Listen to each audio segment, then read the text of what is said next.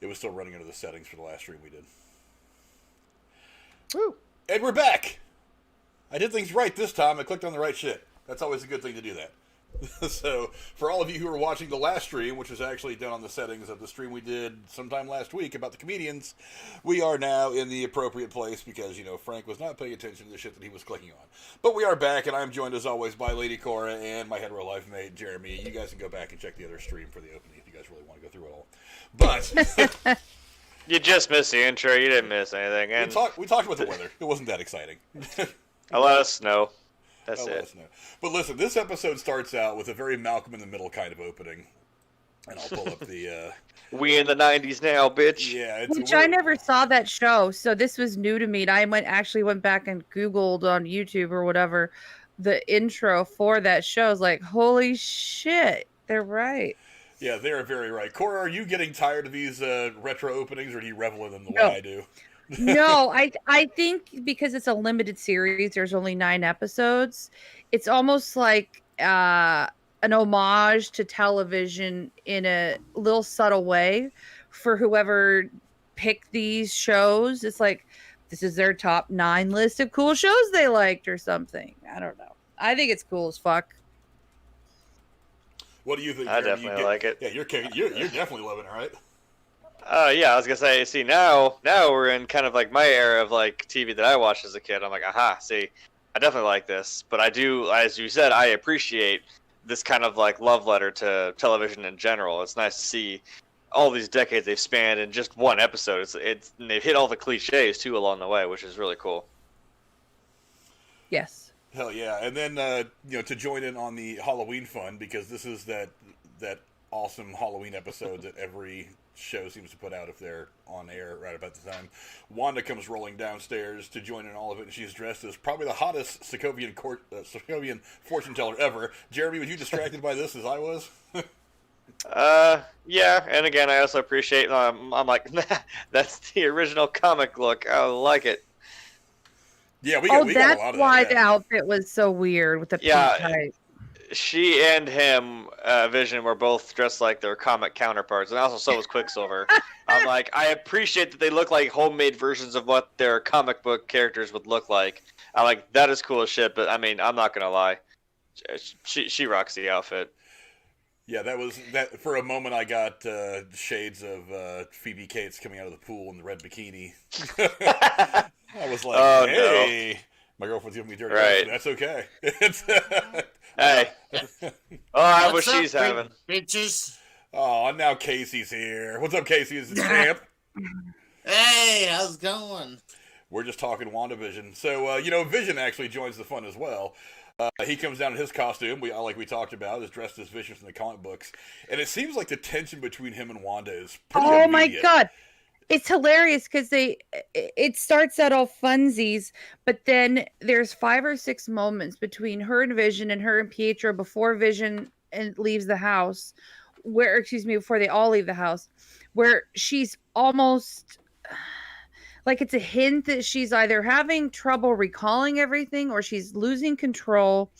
The quote, "Be good, Wanda, and you took everything else out of my closet," was really telling. It was very surprising. I think she is losing control because, but I think she still got a grasp on Vision because he kind of like after the whole thing from the previous episode, now everything's good. Like he don't remember what happened between them. You know what I mean? Yeah, and he gets to the point where he says he's going on patrol for the neighborhood watch, and she starts to say that's not what you're supposed to do. Like she had this whole thing planned out, and she just gets mad. Like, but you didn't tell me you had plans. It's almost as like she isn't thinking he's even capable of making decisions for his own plot or character development and whatever she's writing here. She just assumes he's going to follow a script, and all of a sudden she's realizing he's not. Yeah, because he said, you can't control me like you control everyone else. Like, you don't get to decide that for me. Mm-hmm. When he was in the kitchen before, yeah. Mm-hmm. It's also made pretty clear in this scene that everybody's kind of feeling the conflict between the two, and the kid even Especially said something kids. about it. Yeah, the kid said something about it. It's become clear to them. Obviously, you guys caught that too. What's your thought about how it's becoming kind of kind of out there for everyone to see that there's something not going well between these two. I would say it's quite telling that there's about to be a shift in things. And it's going to come about whenever episode 6 starts, when she talks to Vision again after she, what happened at the end of the episode. Whatever that conversation is, I'm eager to hear that conversation. I'm just curious what they're going to do for next episode, because, I mean, are they going to continue the trend? Are they going to do the 2000s now? Like, you could probably do some, like, 2000s type shows, and then there were some like 90s shows. They could do Friends or something, or who fucking knows, Well, I mean, they kind of ripped off the Malcolm in the Middle with that intro. It's not a ripoff; it's an homage. They're paying respect to the openings. True. I didn't mean ripping it off. I'm just saying it's obviously they took some hints from Malcolm in the Middle. They did, but after they had their little very kind of tense, awkward moment where the husband and wife are not getting along, we find ourselves back at the sword base where things between Monica and her boss, Director Haywood, have finally kind of come to a head, especially after that confrontation they had with Wanda in the last episode. He clearly wants to eliminate the threat, while Monica feels that despite her actions, killing Wanda may not be the best course of action. I'm pretty certain now that Haywood is not a bad guy. He's kind of the good guy, but he's making the wrong decisions because he really does feel like it's for the best. And I kind of get that indication from that argument they had where he makes it clear that he's very much affected and hurting by the events of Infinity War and Endgame, because he mentions all the people that were gone, all the people that came back, all the people that suffered. Jeremy, did you see that conversation the same way I did? Yeah, because they are two sides of a different coin right now. Because he's like, look, I was still here, you were not, and maybe he's thinking like it's probably better that you weren't. So he's approaching this kind of in a different light than Captain Rambo is. Is that why he seems so angry whenever this stuff is brought up? I just don't know why he's so damn mad. Yeah, I don't know what his deal is. Did his wife get killed or something? Did his son die? He seems I don't know if this personally invested in being upset about whatever Wanda did or didn't do. Like, this seems almost personal. And I'm like, you're kind of just on a stupid warpath of like, because I mean that's what she says. Like, look, you can't fight this fight. Like, you really can't, man. There's no way you're gonna be able to do anything to her, and doing this is gonna make it so much worse. Yeah, absolutely. I don't think he's the bad guy. I know people have thrown ideas out there that he's Mephisto or he's somehow involved in all this, and we obviously find out that he knows some things that he's not telling everybody later on in the episode, and we'll get to that in a minute. But I don't feel that he's the bad guy. I feel that he's definitely on Monica's side. They just have two different ways that they want to handle this and approach this situation. But couldn't he just be mad that he's not in control and S.W.O.R.D. is falling apart or it's not working right, and all the frustration of people coming back after 5 years?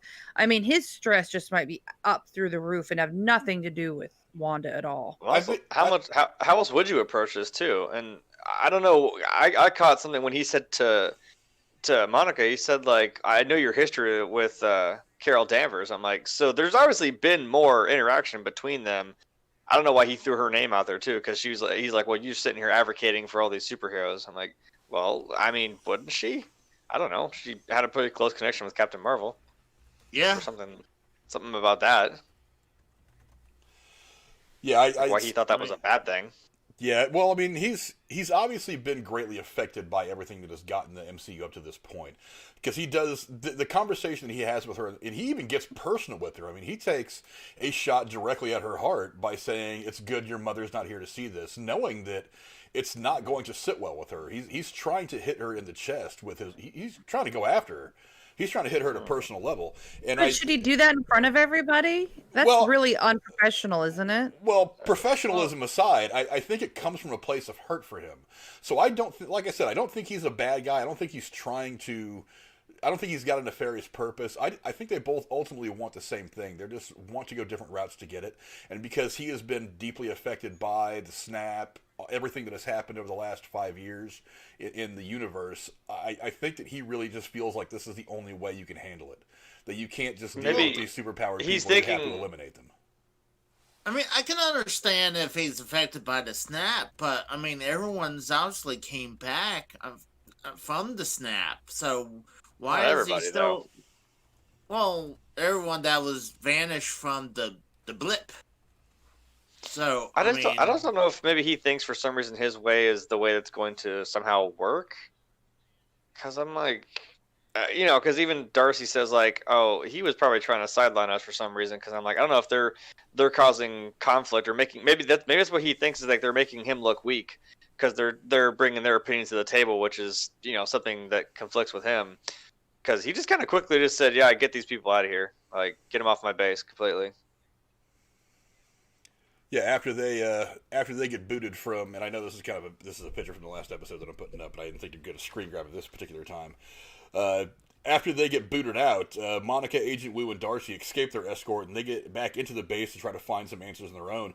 Monica points out that Hayward had been looking for a reason, like you said, to get rid of them, probably because he knew something that he wasn't sharing. After they sneak back into the facility, Darcy finds out that he's been tracking Vision the whole time. Cora, Did we skip a bunch of the show? Because I have notes for when Herb and Vision talk in the street, in the commercial, and then Pietro and Wanda, all before this. I haven't got to the commercial yet. Oh, I feel like we skipped a bunch, though. I want to know about that. That was some weird shit. Well, we'll get to the commercial. Sorry. Because when Vision talked to Herb in the street, whatever, is there something you want to change? Don't you remember that part? Because that was before. He was talking about Wanda, wasn't he? Yeah, he was talking to Wanda. Street. Did we skip that part? No, I'm not sure. That's the Halloween event. Yeah, I'm not sure we got to that part yet. Okay. I thought we were going chronological order. Sorry, my mistake.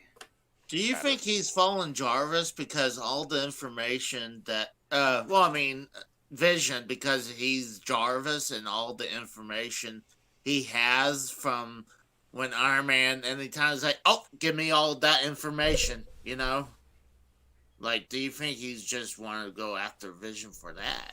He's an important link to something. That's I think that might be I see what you're saying. Well, I think we mentioned it in the last episode. He had said that they had switched from man stuff to, like, more drones, tech, AI.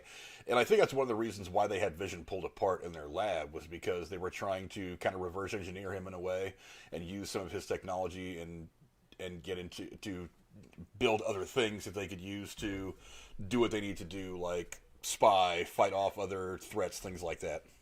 So they need him back, and they want to get him back before they destroy Wanda, potentially. I think that in part he does see Vision as kind of the cash cow to everything that he's trying to do with S.W.O.R.D. Did you guys also notice when Darcy was talking that there were blips on the map of all the people around Vision? How the fuck are they tracking the people? Do they all have chips? I mean, maybe they're using Vision as some kind of a radar. I don't know. The tech of it, I'm sure they can explain it. It's only in, like she said, it's only in Vision's vicinity. So I'm like, that's anywhere Vision's been. Like she said, like he might have like a somewhat decent head count of everyone who's in there. I don't know. You can just explain it with vibranium because you know how the fuck it works. It's not a real thing. So whatever. Yeah, you want to make sense out of a comic book storyline. You're asking a lot. Yeah. So, sometimes you just suspend your disbelief and you just go with it. That's one of the best things to do in a lot of movies. Can adamantium cut through a lightsaber? You don't fucking know. Either exist. I'd love to find out, but we're never going to know. Right. But we do get to the trick-or-treating part. And, back in Westview, Wanda decides to ask Pietro some questions about their past, kind of like she's testing him a little bit. He sniffs that shit out immediately, that she's trying to figure him out. Do you think that he was dodging, or does he really not have anything to hide? Well, he seems kind of weirdly, because I mean, I know we're trying to kind of go in order here, but like throughout the episode, he does kind of poke at her a little bit, like he seems to know, or he kind of like directly just says something to her, like. He so what about these kids? What about like? Oh, he calls her out on all sorts of things. He says things like, "Well, that's what you wanted, isn't it? Where did you find these kids?" And it makes me wonder. I wrote this down. Is he actually not her brother? Because she was surprised that he showed up. Is he really a mole for whoever is the architect who's trying to manipulate Wanda, and he's trying to put her back in check or reprogram her or control her through Pietro? Well, he's technically he is Pietro. The thing is, he's Quicksilver from the X-Men. Well, we don't know what he Right. is. Okay, first off, he's not from the X-Men. But the thing is, she even acknowledges, why do you look different? So it tells me Yeah, that's what. he's not actually who he says he is. And I think it's somebody pretending to be Pietro to control her and manipulate her. Yeah, he's not from the X-Men. He is the same actor, but he is not playing the same character from the X-Men. I've been having this argument with somebody on a Marvel Facebook page for like the last 2 days. They are not bringing. Like she doesn't know who that guy is. Yeah, You don't think there's an X-Men tie-in? No. I would like for there to be, but no. Yeah, I've been having this argument for 2 days with somebody on some Facebook page. Kevin Feige flat out said it, like about the time that the news broke that they were about to finish this deal with Fox. He said it will be 5 years before you see any of the stuff that we just got from Fox anywhere near the MCU. And that actually kind of sticks to the plan, because the 5-year mark will hit about the time that Doctor Strange 2 is hitting theaters. So maybe you'll see some allusions to things here and there, but no, he is not folding the existing X-Men universe that we have known from Fox into this universe for a couple reasons. Number one, he doesn't have to. He doesn't have to. He's already had the shit planned out. He's not going to change all his plans around just because fans want to see X-Men in there.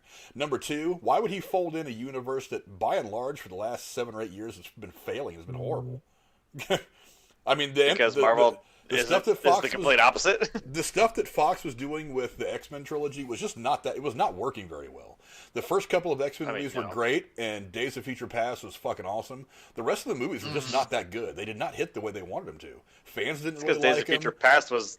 That's because that was the reset button. Like, wait a minute, we got to fix some shit. Fans did not like Apocalypse. We can do that with comic books. Yeah, fans did not like Apocalypse. He wants an entirely new X-Men universe to work with. He is not going to use their shit.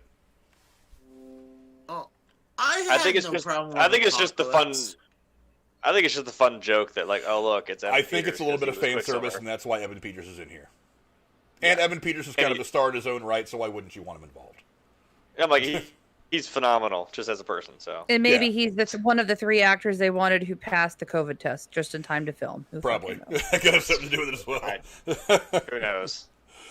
But do you guys think I'm right that he could be a mole for whoever is behind all this? Or do you think he's just a character that's written in a way that's supposed to draw Wanda in and relate to her like her brother, and he has no idea what's really going on? Because he is throwing her off. It's just like anyone, just like, I mean, the only other people we've seen come in and out that like aren't in her control are like him and then Captain Rambeau. But I don't know if she kind of got into some weird trance or maybe she was playing along in those earlier episodes. I don't know. But Pietro never seems to snap out of it. It's almost like he just knows what's going on and just smiles and nods. You don't see a visual difference in him when he's tuned in and when he's not tuned in. And only he talks like this when he's alone with Wanda. Well, isn't this what you wanted? You designed this town really well. Well, did you have all the kids sleeping somewhere? It's almost like it's a bug in her ear. I don't know. I had a thought too from like a previous episode too, kind of in that same vein. When they were when it was in the 70s episode, whatever, when Vision was outside talking to Herb and Agnes. I don't, because he started to fucking slip a little bit, or that he was about to, and Agnes kind of shut him down. I don't know if she's like maybe a control, and I wondered if maybe that was because that was at the same time she was having a conversation with Monica. Did she start to slip a little bit? Because all of her focus probably went straight to her, like, whoa, what the hell did you just say? And she might have lost control of her for a second, and he started to want to say something. But Agnes looked afraid in that moment, though. I mean, I think we even talked about this when we were talking about that episode. That's what I'm saying. She didn't give him a mad look. She looked at him like, if you say anything, someone's going to come in here and but lop us she in would half. be mad. But they seem afraid every time they snap out of it. That's what I'm saying. I don't know if maybe she lost a little bit of control over them, because then she was focused on Monica for a second, because that's the first time anything had been like, whoa, you just name dropped Ultron for a second, and she's like, what did you say to me? You know? But then when Pietro talks about, well, I'm just a guy who was shot in the street and woke up when you called me. But Wanda didn't freak out when he said it. Maybe she's just trying to figure out who the hell this guy really is. Like, she's just Because he confused seems now. to know everything. Well, that's the interesting thing about the whole conversation that happens between them over the course of this episode is that they're both trying to interrogate and get answers from each other. So Wanda, who is supposedly in charge of everything that's going on right now, doesn't know what's going on. And Pietro, who we don't know if he doesn't know what's going on or if he's actually working for somebody. It's like... Is that why she asked him, what was the name of that so-and-so when we were growing up so-and-so? Well, he even points and he out. couldn't remember it? He even points out, you're trying to test me. So I think there's something that she doesn't know what's going on. She's like, wait a minute, you're dead. How are you here? It makes sense that Vision's here because I did something to bring him back to life. It makes sense that all these other people are here, but why are you here if you're dead? She does see him dead, too, just like she saw Vision earlier, and she kind of freaked out for a second. And he did say, like, I'm impressed. Like, how did you do this? And I don't know if she was just trying to sidestep him, but she's like, I don't know how I did this. And I'm like, maybe she doesn't, but, I mean, I don't know. Maybe she just wasn't about to give that up to him, because maybe she's kind of wary of who this guy is. But here's the thing. If Pietro hadn't been in this episode, there is absolutely no way Wanda would have been ignorant to what Vision was actually up to. So we owe Pietro's presence to Vision being able to do what he does in the end of the episode. True. And here's the thing that, like, which goes into that thing as he's walking through town and into the suburbs and whatnot. That was absolutely, like, people are still kind of moving around, like the kids are moving around. But that was absolutely heartbreaking looking at that lady who's just like stuck. The further you get out of town, she was moving, but like you could tell. Animation. And she was still crying. So she's like half there. She can still feel it. And then, like, when you get to like the boundary, like, people are not even moving anymore. It's just set. It's just set decoration. And why aren't which they is a fucked up thing to say. Why is, well, because it's so much. It's so much further out, right? She just not really. She just placed them there to have them in place, but she can't quite keep something, you know, all in line. It just almost gives you a solid visual of the puppeteering rather than just the mind games when their bodies stop moving. And again, she might be distracted by whoever this Pietro is. You know, it's just so strange. More questions. Remember at the end of the last review, you said, "What do you think the next one will bring?" I said, "It's going to bring more questions than anything else," and I was right for myself on that. One thing I do want to say, why is Agnes all the way out there though? What was she doing? Exactly. Also, like I said, I mentioned their outfits are like homemade versions of, like, you know, what you'd put together for a Halloween costume of who they'd be in the comics.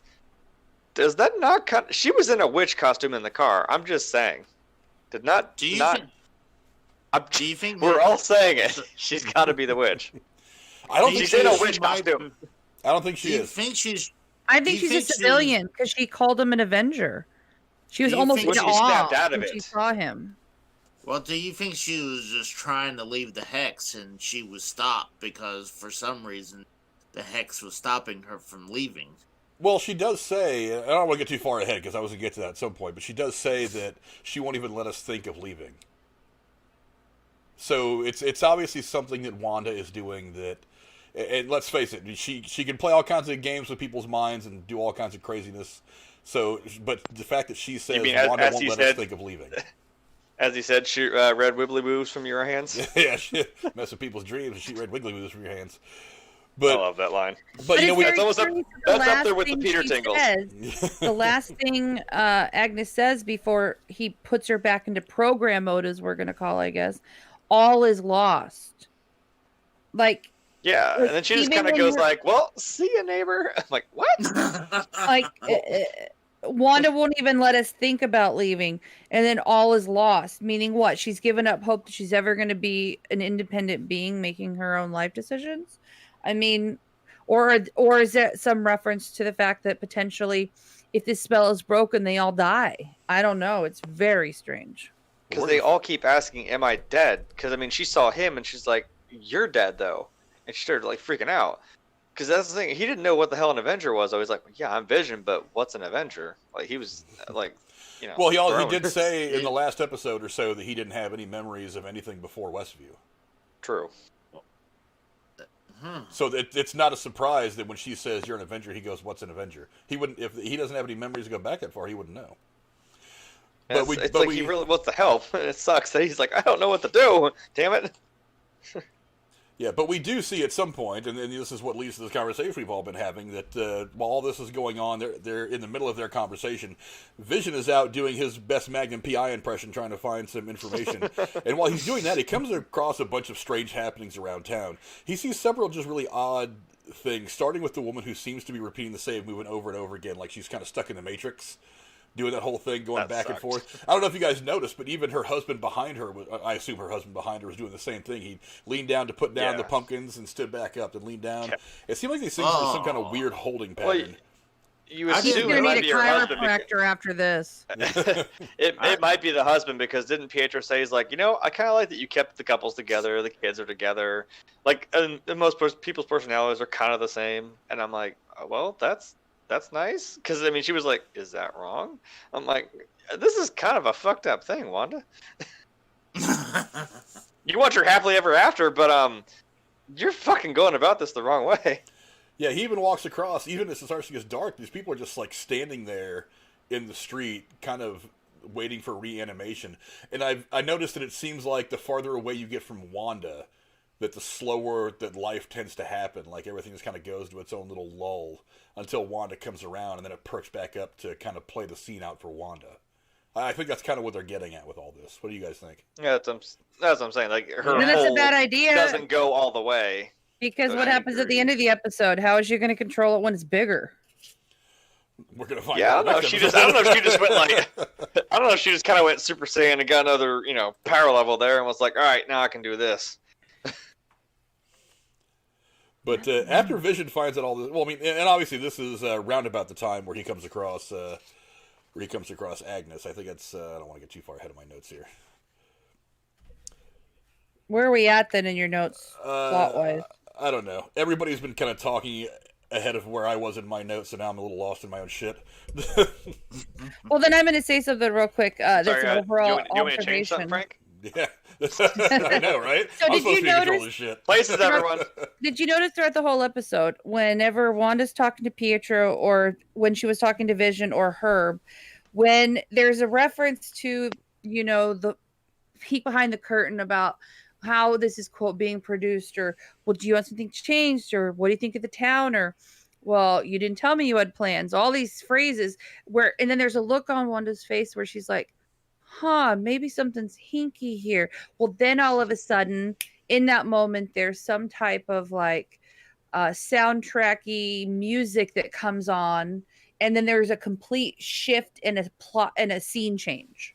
So you don't see the follow-up moment with Wanda. I don't know. I thought that was interesting. I noticed that throughout the whole episode at least 10 times.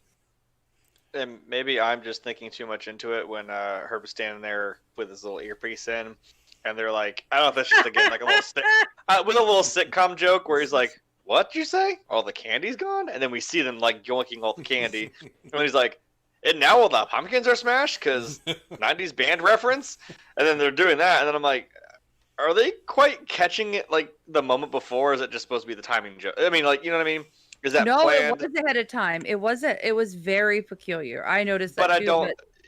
Maybe I'm thinking too much into it. Is that just like the joke of a sitcom that like this happened and you see it, and then like, but this did too, and you see it again? I'm like, are you guys a little ahead of the script? Like, what? I think it was a joke. I just thought it was funny. I thought it was a joke, but I'm like, but remember all these jokes and these cliches you see from these types of shows are also kind of got like a double meaning underneath where they play it. It's like, oh well, hey, you can bring back the dead, and he's like, bring back who? And then it's Vision. I'm like, oh yeah, but he is also dead. You know what I mean? There's like a double meaning in these cliches, which is very, very cleverly done. I don't know, because I mean, saying the one who is doing it is Pietro. That could be the other thing that like, oh, is he in on it? Like she was saying. Well, I mean, I'm not exactly sure, because we do find ourselves back at the center of town at this little Halloween jamboree thing they're having. Did you guys also see how it kind of put it in a certain time by having the Incredibles and the Parent Trap up on the marquee of the theater? I don't know if you guys noticed that I or not. missed that. I was trying to read it. Yeah, and then I got lost in the conversation and didn't look again. I thought it was funny that the Incredibles was a little bit of a superhero reference, and then the Parent Yeah, Trap. I'm like that's like 2004. I'm like Parent Trap was I think early 2000s, maybe late 90s. So I'm like, is that kind of the joke? That's what the time period is.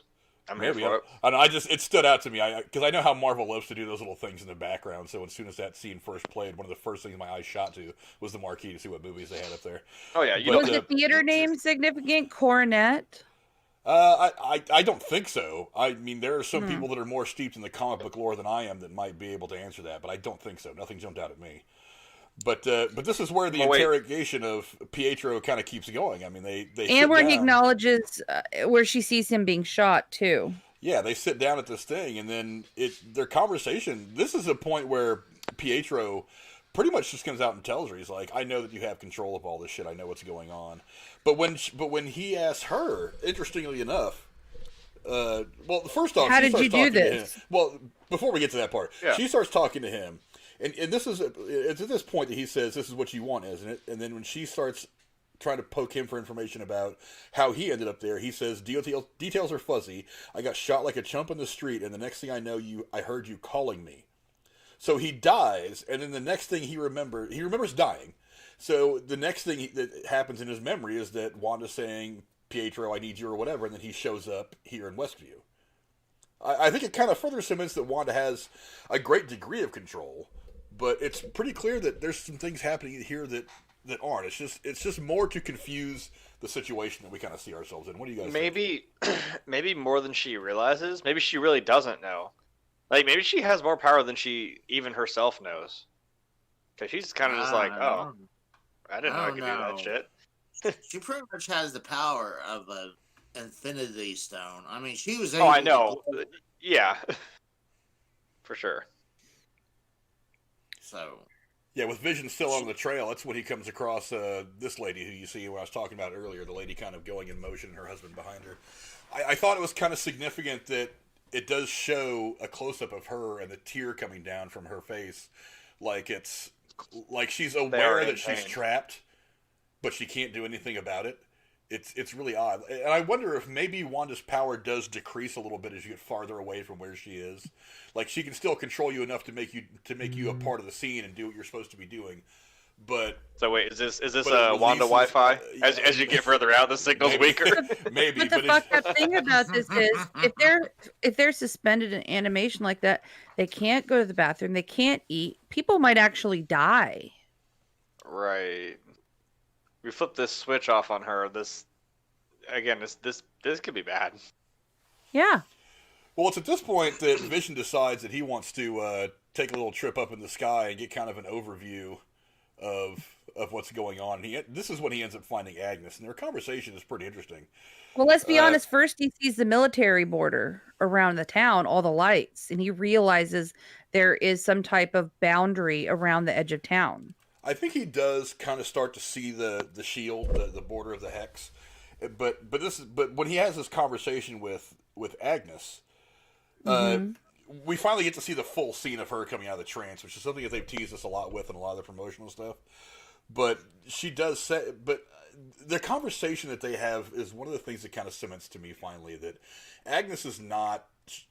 She's not going to be Agatha Harkness. I really don't think so. I don't. Now, she could still be. Maybe she was just playing along to fool Vision. I don't know. But I don't think she's Agatha. I think that she's probably still She was in the witch costume. I'm like, why would we go along with the fact that everyone was dressed? In the chat, Frank. What's that? Nightwatch wrote a nice little thing in the chat. Someone else is involved. Agnes is controlling Wanda. She is Agatha the witch, always, quote, suggesting things to Wanda. Romantic dinner, having kids. You can't control kids. You can bring back the dead. Well, she questions. I'm just saying, like, everyone is dressed up like how they're supposed to be, and I'm like, why was she in a witch costume specifically? I'm like, that's gotta be an over the head, unless it is just a little. This is Marvel, though. They do stuff like this to screw with our heads. But there is a moment, though. I'm not saying it's not true. Though, right before Vision snaps her back into programming mode, where she literally starts cackling, and that's her for real cackling, and then she goes back to program mode. Well, she could just. She did kind of freak out a little bit. Her mind just could be broken. I mean, that's one of the whole things that's about Wanda is she has had her emotional state severely altered by all the trauma she's seen. So maybe that's just what's happening to Agatha. I keep calling her Agatha. maybe that's one of the things that happened to her, to Agnes, is that she's just had her mind broken by what's going on. Now, And it was I could be wrong. Was it- She could still be Agatha. I don't know. But I just feel was like it there's just not me or enough evidence in the show that points to that.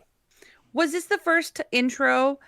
Mind you, this was the quote Malcolm in the middle one where Agnes was included with the family in the intro. It actually was, yes. That surprised the fuck out of me. Also, something I noticed, which again may just be me overthinking it, they all have their names, but then they put Pietro Maximoff as himself. I know they just sometimes, but I'm like, why did they say that for him? So is he supposed to be who he is? Because I know they always have that little one-off character where they're like, well, this person is playing themselves. I'm like, yeah, but why'd you say that? Wanda is who she is, so is Vision, so are the kids. Agnes, I guess we don't really know. You know. Yeah, I don't know. I caught it too. Yeah, I saw that. Well, the important part of this conversation is it sets Vision down the path that he cannot come back from, and he decides to walk right for the border and find out what's going on himself. I thought it was a pretty cool visual where the boys were out earlier and she says, "Don't go past Ellis Avenue," and then that's where they had this conversation, was at the corner of Ellis Avenue and something else. So he looks across Ellis Avenue and just walks right towards the border of the Hex, where shit's about to go down. But while all this is going on, we find ourselves back at the Sword base again, and Monica gets word from her engineering friend, who we still have not seen yet, that her ride back into the Hex is ready. But as they're leaving, Darcy lets her know that Hayward has had her blood results all along, and that going through the shield twice has rewritten her cells and tweaked them somehow. Now, we seem to be progressing much faster than I thought we would towards Monica getting some powers. It looks like they're setting the stage for this now. Do you think it's possible that we can see her powers manifest themselves before the end of the season? Maybe. I don't know enough. Is she supposed That to could have be powers? that could be a conflict. She's Photon. Huh. Yes, in the comic books, Monica Rambeau becomes Photon, which is basically another version of Captain Marvel. What She are basically her ends up with a lot of powers the same as powers. Photon? Just a quick question here. A lot of the same as Captain Marvel. I mean, specifically, I don't know off the top of my So head. but would she's- those powers be something that could help stop this thing? That's what I'm saying. 'Cause That's I'm a like, I would love possibility. to see That meant me she might be the hero here, and that her new powers stop whatever is going on here. She It's would possible. stand a chance against Wanda if that was possible. Because I'm like, I'd love to see Captain Marvel and Wanda get into it. I'm like, yeah, but see, if she has the same basic powers as her, those two could get into a tussle, and they might actually, I mean, whatever Vision's going to do, too. I don't know if he's going to help or just kind of be like, yeah, woo, on the sidelines. Well, don't he just know. proved he can't help because once he leaves his bubble, he's gonna disintegrate. Well, yeah, because he's kind of in pieces. Like, literally in pieces. Yeah, literally in pieces. And it really surprised me that when he first started, like his stuff started coming off, I thought he would back up and go back in, but he was almost choosing to die. It almost looked like self-suicide. Like, I don't know. He was yelling for them, like, these people need help. Like, Yeah, and he did not seem like he. There was no signal that he was just going to go back in on his own. No. And goddamn Wanda had to go and fuck it up again. We'll go ahead and talk about now where I mean, it's what's next anyway, where Vision tries to finally break out. He gets to the wall, and he definitely notices the wall as he gets closer, the edge of the Hex. So he starts heading out, and obviously they see him coming because they're tracking him, so they're all sitting there waiting for him. Now, where am I in my notes? Vision seems, like I said, he seems not to be able to exist outside the Hex. Now, while this is all happening, his son starts to sense that he's in trouble, and he runs to get his mother. So Vision is trying to tell these people from S.W.O.R.D. that the people need help. Let's continue on with what your guys' thoughts were as that conversation was taking place between Hayward and all those people from S.W.O.R.D. and Vision. Well, like you said, she did something that makes me wonder who this person is that's going to help Monica get back in there. Because as you said, like, she did some shit to the wall before she went back in. So I'm like, you imagine how hard it is to probably even get in or out now? And I'm like, Vision was even struggling to try and get back out. Because wasn't it silver before, and now it's red and it's taller? Yeah, maybe she had some sort of thing that, like, was trying. It could look like it was like, I almost viewed it as like it's her trying to, like, just keep him in there. Like, it was her kind of fighting to keep him in, and he was fighting back against it. So I don't know. That's just how I kind of took it. Because I mean, even dude said like he really wants to get out, doesn't he? You know, that stuck out to me. Like he was like, oh, he really wants to come out here. I think the search for what's the truth of actually what's going on drives Vision more than the desire to get out.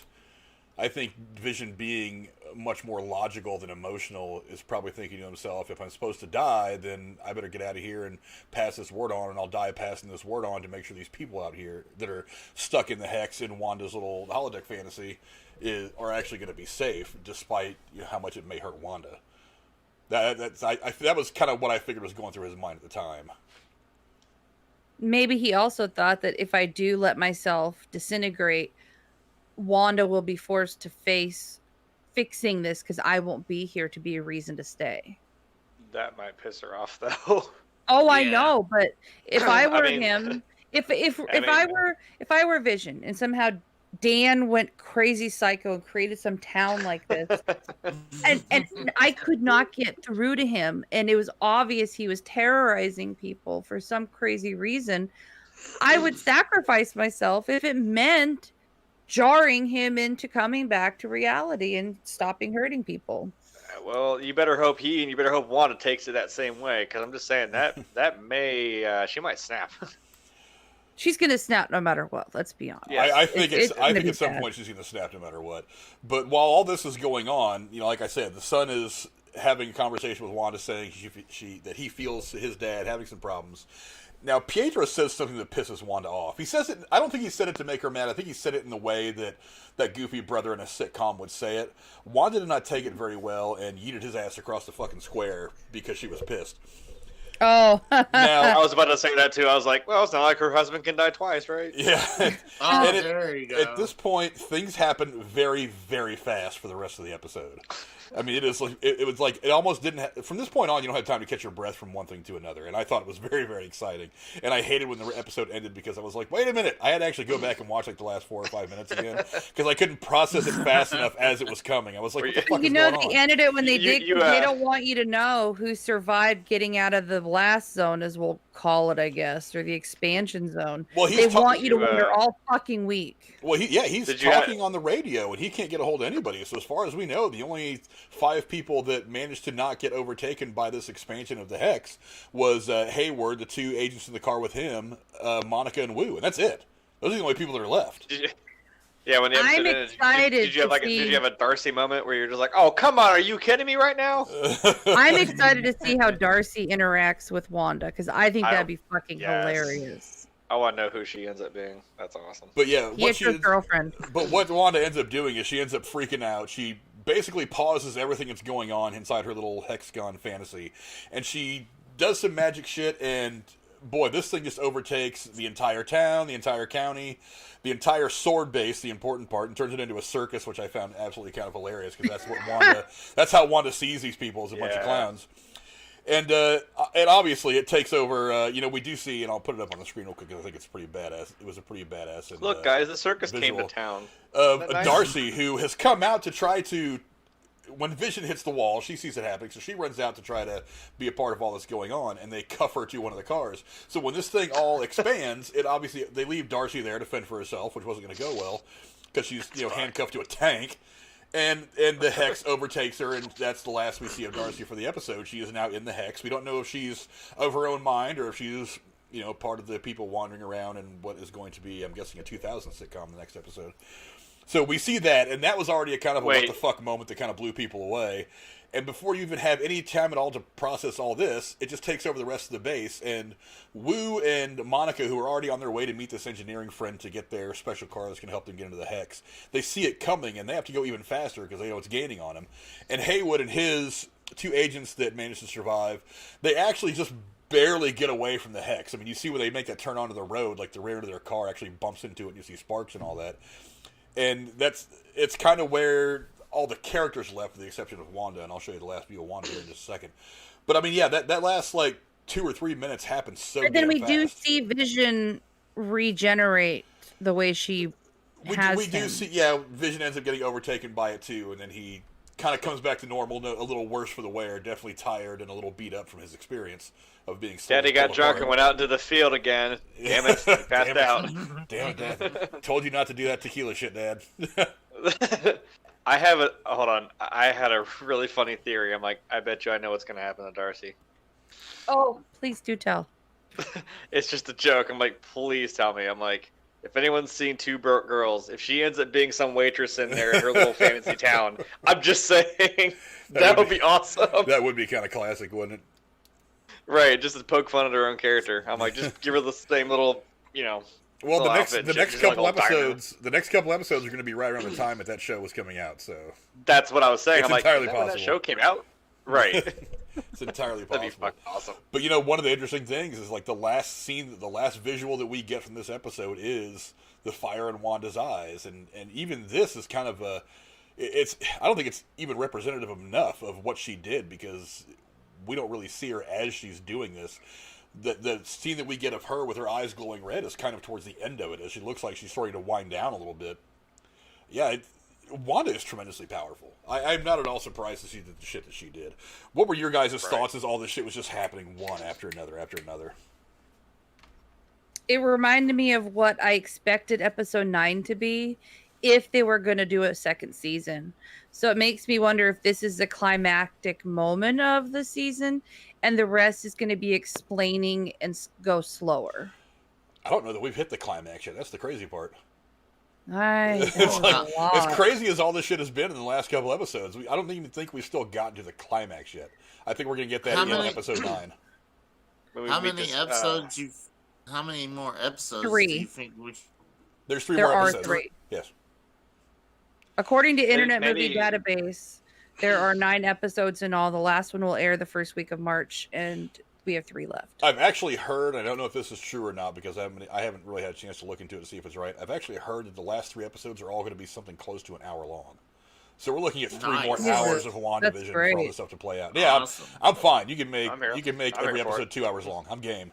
But those are long episodes. There's a whole lot of ground to cover still. Do you think it's symbolic of how television evolved, how long an episode of a sitcom was? That's what I was there wondering, might even be some type of correlation here, because the first one was only like 15, 18 minutes with the credits added to it, 20 minutes. I mean, I'll have to go back and look, but holy shit, not only are they modeling everything, but even the length of the episodes. This is some cool shit. It could be. It could be. Like, that's what I'm saying. I don't think anyone realizes the depth that went into this, and that's why I find it so damn intriguing. I think it's awesome. I gotta buy this on DVD or Blu-ray when it comes out. Fuck that. It's fantastic. I don't need to buy it on Blu-ray. I have Disney Plus. It's always going to be. No, I'm just saying, because I don't know. I just think it's great. Oh, people would buy it. Like, Disney knows that would be some money. I'm just saying. It's the irony that you buy a season of a show, which is about shows, inside of a show. But yeah, here's a little bit of that visual about what Vision was going through as he was outside the Hex. I mean, he was getting worked on, and it's interesting to me because I don't know exactly what his situation is looking at these pictures of how he was being affected by being outside of the Hex. Because I feel like that if Vision were to die, he would it makes more sense for him to just turn into that pile of Vision rubble that we saw in what condition he was in when she breaks into the sword facility to get him anyway. But it looks like here he's being torn apart piece by piece. So I wonder maybe if she didn't recreate him from the ground up, or if she did actually kind of use his remains to reanimate. I don't really know which one of those is true. What do you guys think? The fabric of his reality might just be kind of coming apart, because outside of there he is dead and doesn't exist. I don't know. I don't know why. I mean, it may just be a visual to show us that, hey, this dude's falling apart. But like that little piece, I thought like, oh shit, what was that? That little piece flew off of him and back into the Hex. I'm like, oh Jesus. I just realized something. You know, in Star Trek, when they're, using the holodeck? Terrible Trekkie. Yeah, that, and when they're regenerating, when they use a transporter. Is it possible Vision is literally some combination of matter and like hologram? Because, I mean, it's the lines. Look at the picture Frank put up. it's almost like it's like a signal. Like, do you get what I'm getting at? Like he's a hologram. He's not really there.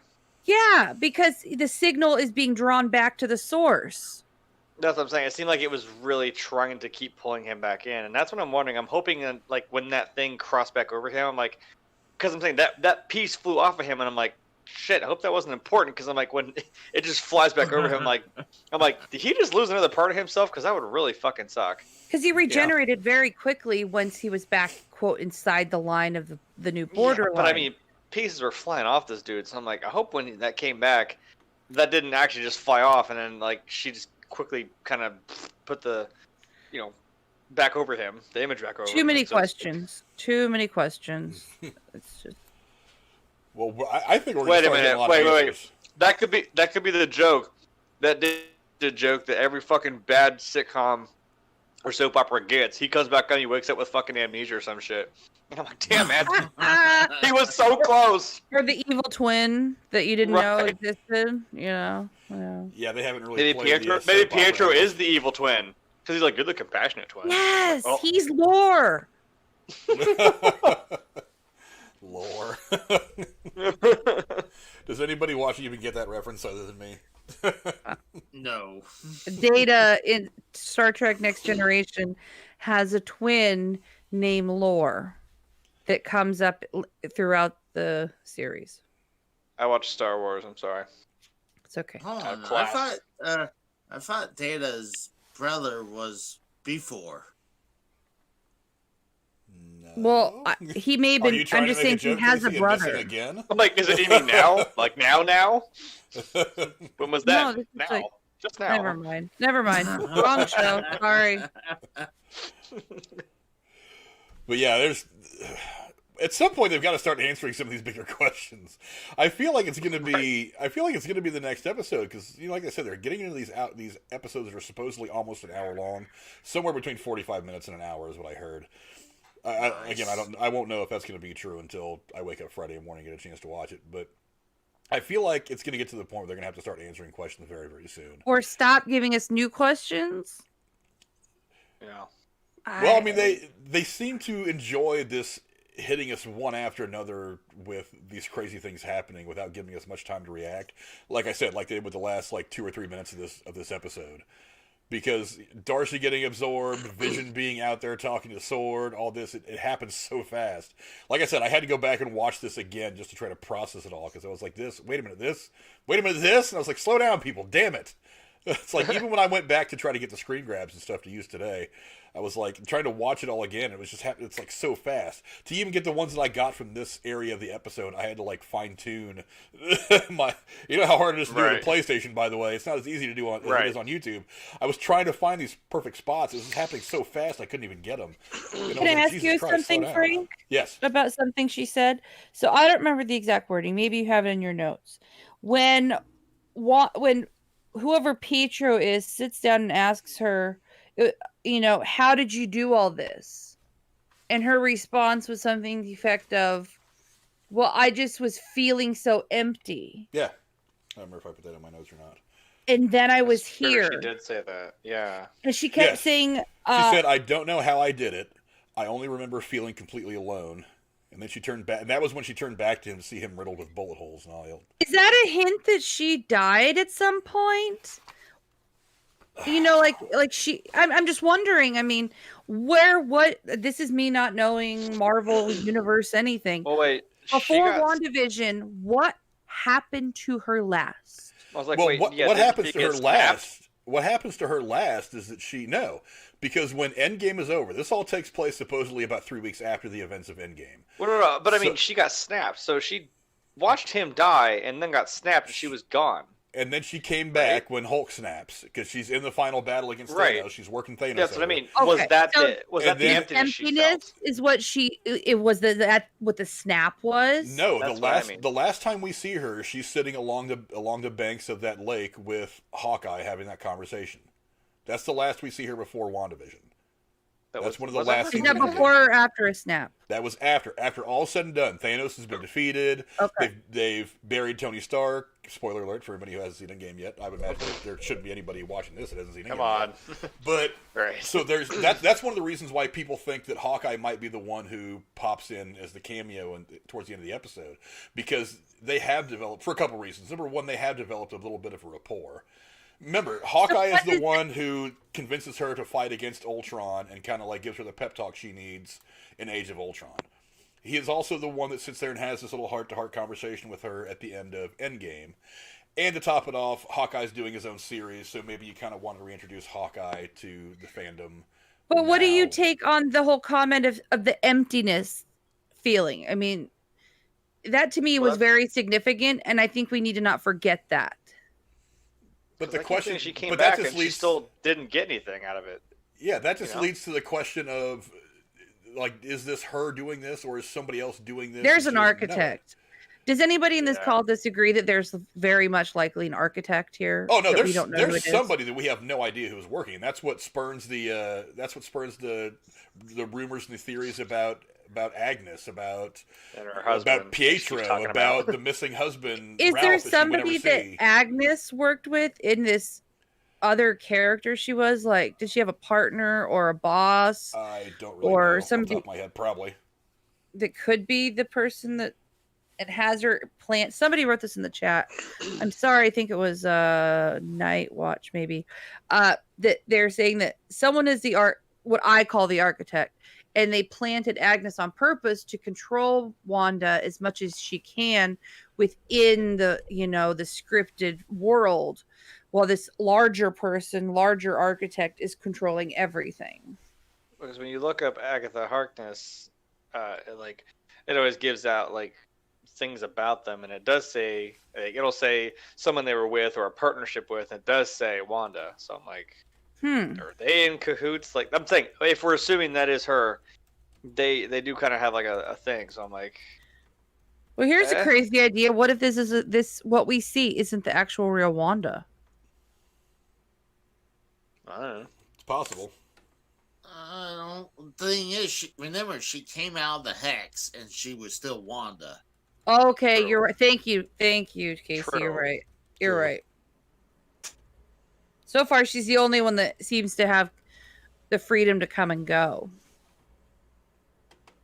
Pretty much. No one else I can mean, leave this town. Well, yeah, we haven't actually seen anybody else try. Even to leave. Agnes can't, because she slows the fuck down. Yeah, she U-turned and went right back. Well, again, I she think was it has something to do with the fact. I mean, because Agnes was reacting the way that everybody else was acting, who was far away from Wanda in that area. She was just kind of. Well, on wait, I was gonna pause. say, but she wouldn't have all of a sudden then made that U-turn because everyone else was still kind of stuck in this weird limbo. Like when he put her back, when Vision put her back, all of a sudden she was just like, "Oh, cool, see you later," and just drove off. I'm like, no one else on that edge of town seems to be able to do anything. So why was she allowed to turn back around and go back in the town? It may have So she something was to do just with like, her "Oh, wait." interaction with Vision. I don't know. Because she's like, Well, well, where's the town square? so And that he's throws like, out I don't the know, theory. town square. So that throws out the theory that these people are slowed down because they're further from Wanda, because she snapped out of it and drove back at full strength That's what I'm within saying, her her script. specifically. Yeah, her specifically is what throws me because like she was able to just drive back like nothing happened. She didn't go back to being frozen. Yeah. maybe Vision did something, kind of released her to let her go on, Also, where the hell was she going? Weren't they on a cul-de-sac? So she basically turned around to go down a dead-end road. I think she was trying to look You're for, right. You're for right. wasn't she trying to look for the party? Town Square. She's something about Yeah, where's the Well, blanket of that Town road- Square? Well, that Ellis Avenue was what ran perpendicular to it, which probably could go around back in a circle back towards the town. Maybe that's what she Good. was doing because in front of her was just the cornfield and then the fucking the edge of the hex. The other idea is maybe what if she purposely has the people slowed on the edge of the barrier so they don't wander near the edge of it and try to escape. That's That's possible. true. Still got to put them somewhere. And like I said, she's just set dressing. They're all there for some purpose. Because it all kind of happens within that little town, like right in the town square or in their house, which, I mean, most sitcoms, they only have a couple places they all go to. That could be the joke. Like, that's just where they end up. Yeah. But let's take a minute to talk about that commercial, though. Oh. Speaking of, cutting commercials out. Okay. What is Yo... I don't know, Yo the Magic. shark... Yo Magic and then dying because you can't open a package. See, that's what made me think of the people who are in claymation who might actually die because they can't move enough to go eat, or their bladders might burst or something because they can't urinate. I don't know. It just seemed very weird. If anyone's seen Don't Hug Me, I'm Scared, I got that vibe and I did not like it. Yeah. I never heard of it. Oh, if you want to... just look up Don't Hug Me, I'm Scared on YouTube. Okay, I'll write it down right now. Hold on. I will await you getting mad at me later. Don't hug me. I'm scared. And then that is kill a Jeremy mind trip. Thursday after we record. Wait till the end of the season. Well, I mean, look, if you really want to try and delve into something, it's actually very much like this. I don't know if that is a very obscure joke, but like it is like there's some bigger thing going on. There's some world that these guys are trapped in. Oh, why was this claymation? Nothing else was. Why claymation? Or is this tie into what commercials look like? That was a popular way of doing commercials. That was a popular way of doing commercials during the 90s. Because I'm like, okay. I'm like, does anyone else remember that cracked out fucking like raccoon for like the honeycomb or whatever? That was terrifying. I thought they did more of the claymations back in the 80s, not the 90s. Well, this is late 80s, I think. Early 90s at least. This is early 90s, yeah. It was definitely. I don't know when Malcolm in the Middle came out. And I'm like, the dude with the Slim Jim with the tall hair. That's also terrifying. Like, all these commercials from that era are fucking weird, man. You look at any music video from that era, and like I said, any commercials, it's just weird. I don't get it.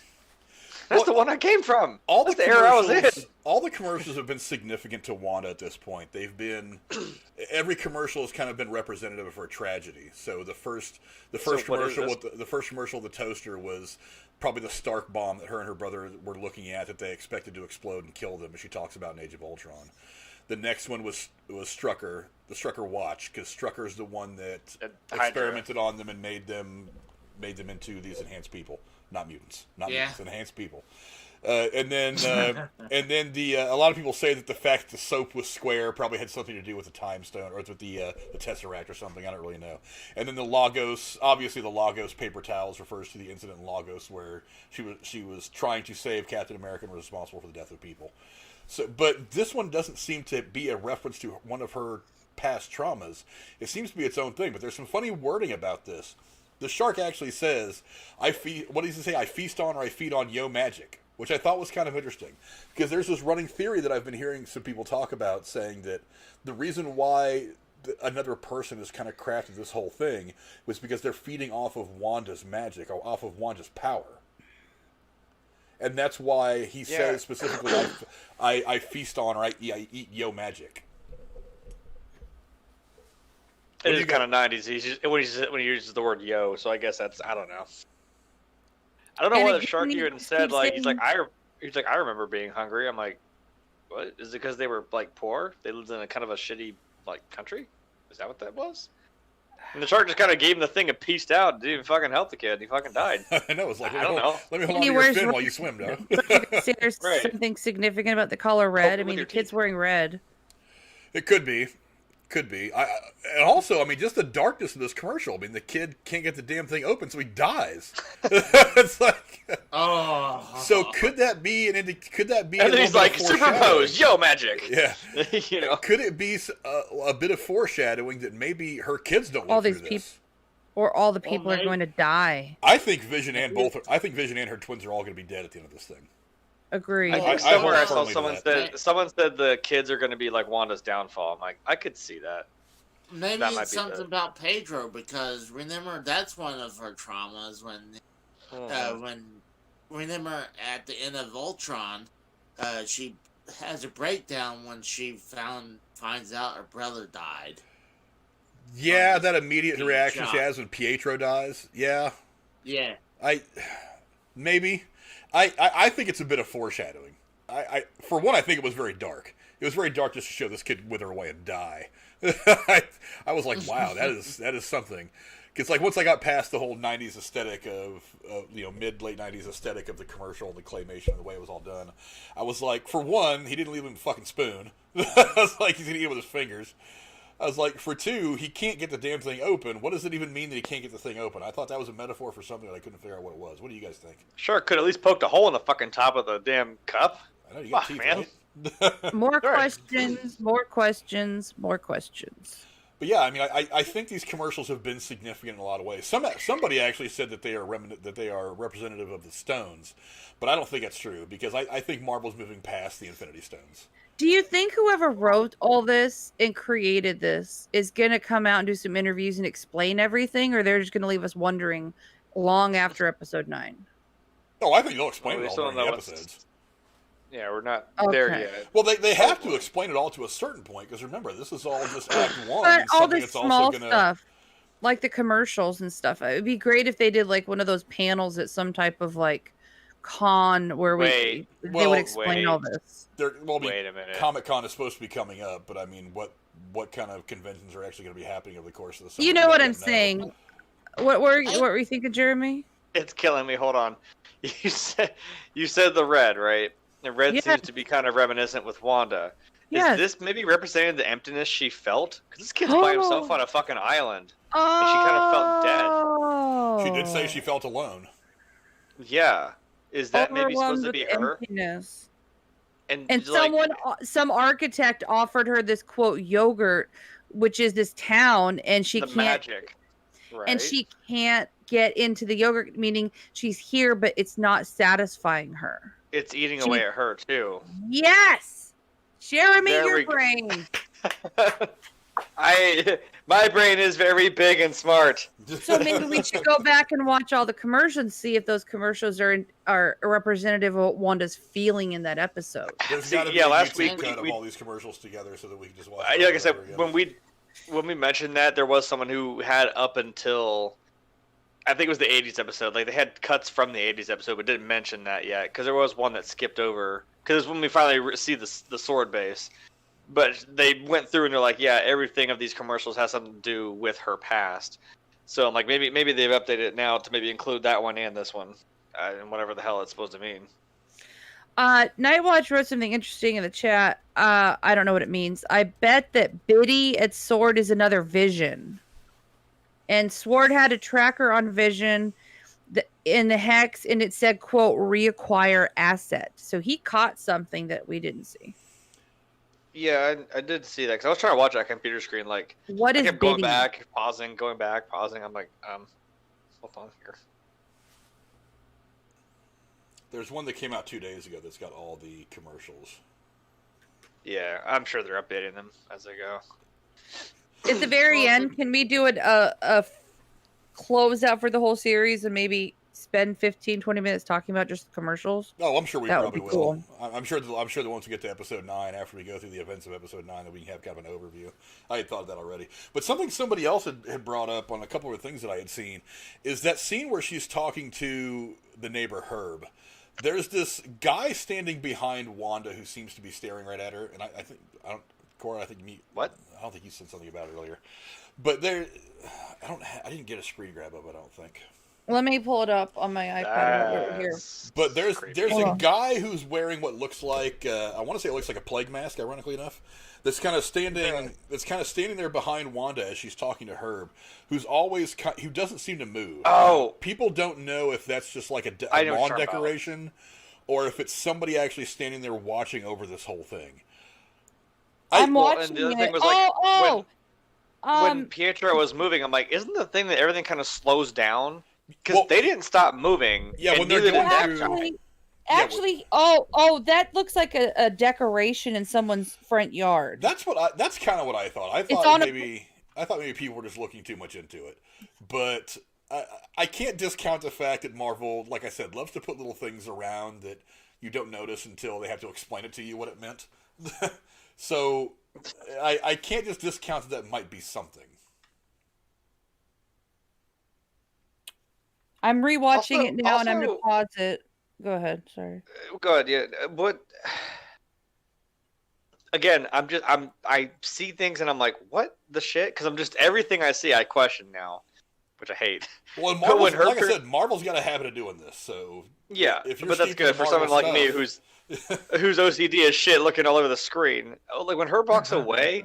What was that shit on his back? Was that just like the silly string? Did he get hit too? Oh, Or like what was that shit? It was just funny, just like raffia or just like fake spider web stuff. That's what I was wondering. I'm like, well, he was like a Frankenstein's monster, and I'm like, well, what was Okay, on I'm his back? looking at it That looks now. weird. I'm looking at it now, and it does look like a person in a mask. I mean, there's a pole that it looked like it might be dangling on, and there's one leg down, but there's one leg up. Somebody needs to come fix their scarecrow. Jesus Right Christ, at you know how 10 to minutes and decorate. 40 seconds, if you're curious. If you go back to 10:35 and pause it at 10:40. I don't know. It's kind of creepy, and you're right. yeah, somebody had thrown that I'm out still- there I'm too, and something I'd watched, and I was like, I don't know about all I'll that. try to take a picture of it with my cell phone and send it to you. Hold on. I'm still. I'm. I'm just gonna assume that I was somewhere close. That with the kid in that commercial maybe represented Wanda, and like you said, that magic, that might have been like, here's your answer.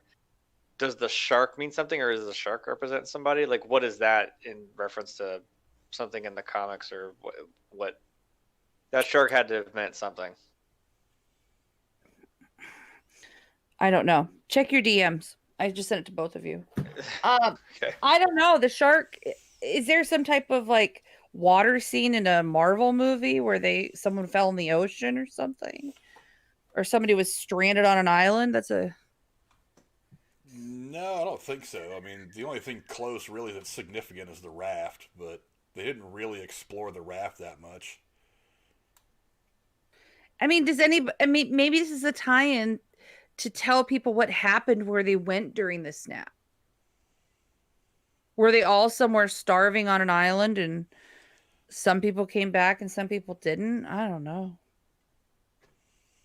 I don't think they went anywhere during the snap. There's nothing that says that they go anywhere during the snap. I just think they just cease to exist. Because it's not like the Soul Stone where they're trapped in it. That's not the same thing. Because I'm like, I don't think the shark is Thanos. I don't think so. Well, and even the people that came back from the snap, it's like, because Peter Parker says it when he has this little conversation with Tony Stark as the battle's getting going in Endgame. He's like, I remember feeling funny and then dusting away, and then next thing you know, I woke up and Doctor Strange is saying, "It's been 5 years, kid. We got to go. He needs us." So they didn't feel or experience anything. It was like they closed their eyes for a couple minutes and opened them back up, and it was 5 years later. So they didn't go anywhere. They just ceased to exist. Yeah. I don't know. Again, more fucking questions. By tomorrow, I'll shake my frustration off about it, and then Friday I'll watch it, and then we'll talk about it, and then I'll have more fucking questions, and then by episode 9, they better answer them all. I don't know if these next few episodes really are somewhere around 45 minutes ish or more long, then I think we're going to start getting in, because there's so many questions that we have. I think you have to start answering them soon to kind of wrap things up neatly enough. But again, I mean, I don't know what they're going to leave open to potentially do a second season, or if they're just looking at this whole season as a one-off. We still don't even know what the intentions are for the Falcon and Winter Soldier series that's coming up. Is that just going to be a one-off? Or is that going to be something that leads down another path that the MCU is going to go over for a couple of movies? This just reminds me of what life was like watching television in the 80s and 90s. You didn't know you had to actually fucking wait. Especially for this really story-intense stuff. Yeah. This reminds me of what my mother tried to explain to me when I was a kid growing up, when we were watching episode 4, 5, and 6 back to back on a weekend. And she goes, well, at least you don't have to wait 3 years between, episodes. You don't know what it's like to have to wait. Well, now it's like, That happened to I think my mom. We were in like season 5 of The Walking Dead, and she just kind of was like, I'd go to watch it because I don't have cable. I'd go hang out with them and watch it. And she kept like looking over and looking at her, and she got invested. And I was like, okay, look, do you want to like watch the first 5 seasons? And, and I'm like, you don't have to sit here and wait after this big fucking cliffhanger. Some bullshit happens. You gotta wait a week to find out what happens. Like you just got to blow right through it, but now we're caught up, so now we still gotta wait. I'm like, you're lucky. Some of this shit just hits you over the head, then you gotta fucking, take a week to recover. TSS in the chat says exactly what my biggest fear is. They imagine they don't get answer after episode 9, and you have to watch the Falcon and Winter Soldier to get the rest. And the thing is, that would be a big fuck you to, I think, everybody who's actually wrapped up in this. It's like, come on. There's got to be some type of conclusion, and then sure, send us off to something else with like a spin-off. But I really you wouldn't have to wait too long, because Falcon and the Winter Soldier is going to start only 2 or 3 weeks after WandaVision is done. So we want to. But what is the relation to Falcon, Winter Soldier, and Wanda? That's the other thing is, I don't think it's going to have anything to do with Falcon and Winter Soldier. I think that's going to be a totally different story, because as we've said many, many times, this is just the first act in an overall arc that's going to take us from WandaVision to Spider-Man 3 to Doctor Strange and the Multiverse of Madness. So. Yeah. This kind of seems like after they take Cap's shield, and maybe this is just their buddy cop movie antics after the fact. I don't know. Does anybody on this call or in the chat think that Wanda won't survive end of episode 9? Like she will actually die? I think she survives, because there is a running theory out there that she is actually the main villain of Doctor Strange 2. That this is just kind of the first, that whatever is going on now, that she is going to, like I said, I think that Vision and her kids are going to die. And I think that after everything she's seen already, she's already seen Vision die twice. She's seen all the madness of Endgame and Infinity War and Tony Stark dying and all this other stuff she's seen, that this might be something that permanently breaks her, that she can't be fixed. That eventually it will come down to Doctor Strange having to go toe-to-toe with her, because she's just finally hit that spot where her emotionally she can't be repaired. Gotcha. It's kind of somebody you'd rather have on your side with that much power. It's a good theory. I don't know that it's true or false. It works, but I don't know. We're probably not going to know that for sure until at least the end of this series. So would it fuck everything up if she died? No, because this is kind of current, right? This is currently what's going on. This is where we're at. It depends on the writing. I really don't know what they plan on. We don't have any idea what the stories even are for Spider-Man 2. I mean, if you listen to Tom Holland, he both knows what's going on with Spider-Man 2, Spider-Man 3, and doesn't know what's going on with Spider-Man 3. So he has no. We don't know if he even knows what the hell's going on. We have no idea what the plot of Doctor Strange 2 is yet.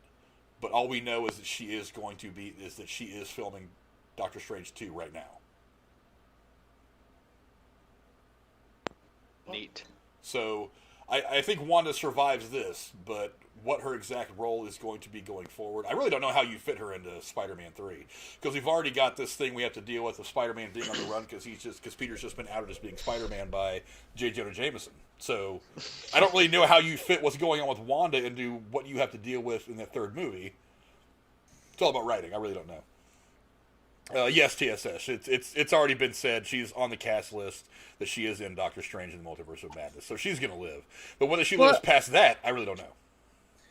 Well, it'll be interesting to see how this all plays out. I feel like this shit I'm not joking, this shit makes me want to drink for 2 hours and shake it off. Cause it's just all the fucking questions. Well, like I said, that last couple of minutes, it happened so fast. It's like Darcy being absorbed by the Hex was one thing, but you don't get a beat to even start to process that before it's like, oh my god, it's taking over the SHIELD base. You knew something. Oh my god, it's not ready to catch everybody driving down the road. Oh my god, is it ever going to stop? Is it just going to take over the whole world? Who knows? Did anybody else get a feeling something bad's about to happen when they handcuffed her to the car? Like, okay, she can't go anywhere, so something bad is going to happen right here. I didn't know. They didn't have somebody haul her off to a car and take her out of the scene. They left her there and made her stay there. I mean, someone that powerful. It's kind of like, fuck all you, every person for themselves. I thought for a moment that maybe she was working for Hayward because she says she needs to stay behind to get through the last firewall, and then as Monica and Agent Wu were leaving, she kind of shoots him a weird look. I didn't know if it was a look of concern for Monica and what's going on with her, or I don't know, or if she didn't know if they were figuring out that she was up to something. She's got to be important because the only person we didn't see something happen to when they got absorbed by the hex was Darcy. Remember, they all change when they go in there, so I'm like, something... I mean, I know we're not going to flat out show her. Yeah, it also doesn't show what she changes into. Does she change into Does she change into the waitress at the pizza place? Right. Does she stay herself? because they've already said... Is she going to be conscious about it, too? Because, like I said, everyone just kind of goes in there. Unless they get... unless they go through their little wardrobe changes and here's your act, here's your thing, Yeah. If someone's feeding off her magic... What would one do with it? I mean, how does she even generate her power? Well, her power comes from the stones, so how it generates, so nobody really knows. It just exists. Well, in theory, couldn't someone just take the stones and say, fuck you to Wanda? Well, the stones have already been destroyed. She already has her power from it, yeah. She gets her power. It's like, she was experimented So it mutated her, and she now has the power within her. So someone would need her to do things to generate it to feed off it. Yeah. Gotcha. So she was created of the stones of some experimentation that Strucker did on her. The stones themselves have already been destroyed. That happened back in time whatever going on. Who the Wibbly wobbly, Tommy Wimeys. Wibbly wobblies out of Thanos' fists. But the stones themselves were destroyed at one point in Endgame by Thanos, so that he would never again have the temptation to use them. So then they went and got them back at different times that they did exist. I assume they're still destroyed. Yeah, and they're like... I think they're destroyed. After having seen Tenet, is that grandfather paradox where it's like, if you go back in time and kill your grandfather, would you be allowed to even commit the act in the first place? I don't know. That's the paradox. You don't know. I've stopped trying to wrap my head around the way the MCU has worked time and how it's effective, how it affects one timeline itself. I switched my brain off when it came to that stuff. I was like, you know what? Just give me all the fan service I want in Endgame, and I will be fine. I will let you spoon feed me whatever bullshit about time travel you want me to. I'll take it. I was not arguing with him at all. We take vibranium with a grain of salt. Whatever. It's this magic crap that exists that pretty much does whatever it wants. Cool. Yeah. Yeah. Time travel. Yay. Okay. Let's go fight Thanos. Let's just get to the point. But. But yeah, I wasn't happy that they used time travel as a thing, but whatever. They didn't make it they almost made a joke out of it, which is one of the things that made it more palatable to me. Oh yeah, Back to the Future is bullshit. But what do you guys think is going to happen? I mean, coming up in episode 7, there's a promo out that I haven't watched yet. I don't think I haven't either. Except on YouTube, but I haven't seen it. I'll have to go watch that as soon as we're done here, just to see what it shows. I'm pretty sure we're going to get that scene. Because one of the promos that came out a week or so ago, we actually see the scene where whatever tank or car that this mystery engineer builds for Monica is driving up to the Hex, and it just makes contact with the shield when it cuts away to another scene. So I'm thinking we're going to get that in this next episode.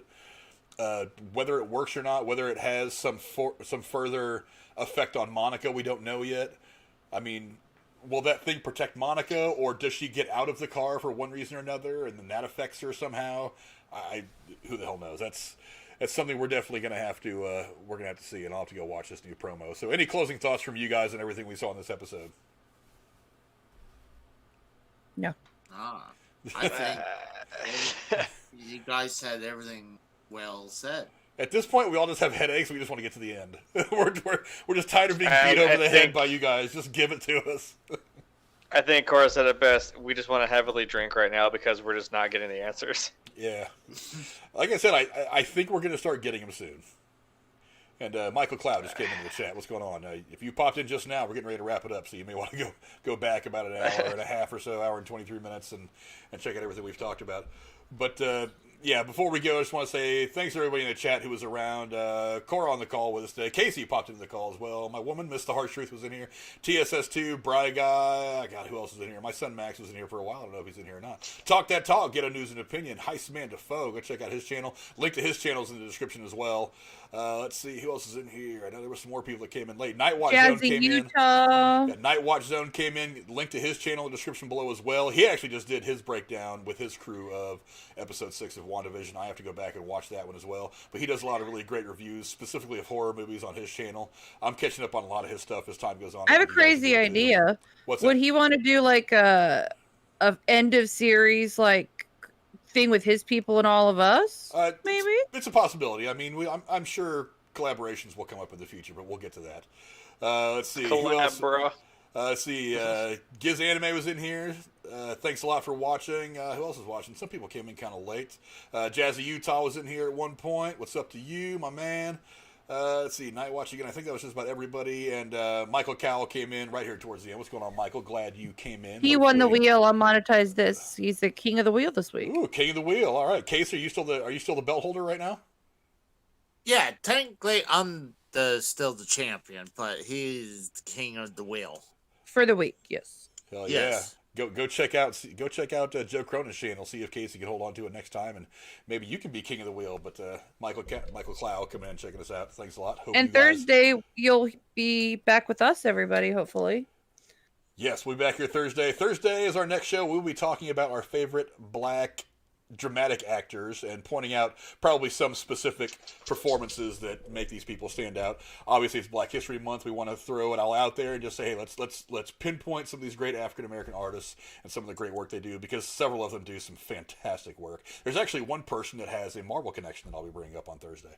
So yeah, come check us out. Hopefully you guys will like and subscribe on your way out. And closing words from any of my co-hosts tonight. This show is awesome, and you've turned me into a Marvel fanatic, and I have so much to catch up on. Thank you, Jeremy. Thank you, Frank. Give us maximum 2 girls, or I'm going to riot.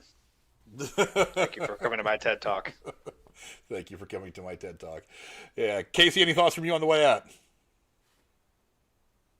Nope, just enjoy you guys' review on the episode. And watch When your streams when you play Fortnite, because it's fucking hilarious. And go watch Casey get murked at Fortnite, because sometimes he doesn't know you have to keep moving when you're shooting. Oh no. Build! They're cranking them 90s. Damn right. Thanks, Got everybody. sweat on them kids. Don't forget to like and subscribe. Also, real quick plug for the Patreon. I won't do it as long as I usually do. For $5 a month, if you support us on Patreon, you can win $25 in free movie tickets. We do that the first Thursday of every month. This month's winner, rather, was Miss Cora herself. And if you want to get in on that, for $5 a month, you can get $25 in free movie tickets. No rules. You just got to be a member of the Patreon. You can win back-to-back months. Who cares? I give it out to anybody who wins. And that's all for I tonight. don't make rules here. Yeah. Rules don't matter. We don't need no stinking rules. But thanks everybody for coming in. Don't forget to like the stream to help push us up the algorithm, because YouTube does absolutely nothing for small YouTubers like us, Nightwatch Zone, TSS, Casey, everybody. So help us